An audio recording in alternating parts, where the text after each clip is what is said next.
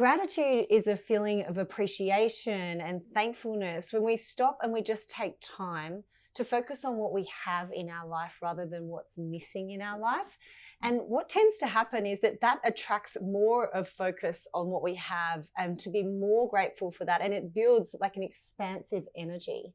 So at this time right now, it's such an important time to take some space and make some space for gratitude practice. And you know what I like about gratitude is that you learn to practice dropping your opinions and judgments of what's going on around you, particularly of yourself and others. So it's a deeply, deeply caring way of moving in the world, particularly in this time. So if we were going to ask ourselves, Tony, about what we're grateful for in this time, how could we approach that practice? Well, we've got 4 tips here that might enhance our ability to be grateful in times where, you know, we can be a little bit self-centered. So the first one is to really make a list of everything that we're grateful for, you know, about ourselves, the people we work with or live with, our family members, and really be grateful for who they are to us in the world and their accomplishments and achievements.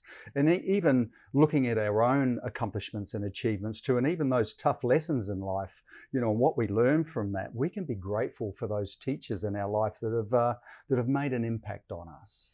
So building on your idea, the idea that's coming to mind for me is doing that as a daily practice. And one of those daily practices could be a gratitude journal. So writing it down as a practice every morning. And I know if I have some of my coachees that are having a bit of a tough time with a negative mindset, this is something I ask them to do, whether we're going through coronavirus or not. It is a relevant practice for we humans. And so the practice is every morning, start by listing 5 or 10 things you're grateful for and do it every single day. Family, friends, opportunities, experiences. And that can become your focal point for the first part of the day and watch your mood just buoy, because all of a sudden you're focusing on what's possible, what you have, what you're appreciative about, not what's missing. Yeah, that's so nice. And, you know, our third tip here is about helping someone else. And, you know, really considering other people around you and even in the broader community and in other countries that are less fortunate than what you are or what we are in those moments. And extending gratitude, care and compassion to those people can be so helpful.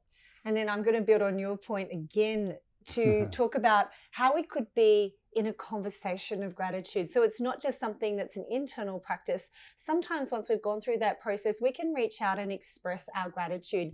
An example is there was this beautiful man that sent me an email recently, and I was on a select list of just 13 people. And I realized that I'd never told him what I thought about him, how much I admired him. And I just put together a little email and said, thank you so much for putting me on this list. This is what I got out of that article. But more than that, this is why I look up to you. And one day I want to be more like you. Thank you for being you. And he hasn't responded yet, but that doesn't matter, because it was the act of doing that that made me feel like, oh, finally, I've communicated that. And it just buoyed my spirit for the rest of the day. So that was just one example. There are many other ways that you could express your gratitude. So perhaps people can get into these practices daily to begin to buoy their mood. Well, I think that gratitude is a wonderful way to bring about as a practice to help us really navigate well in these times of uncertainty.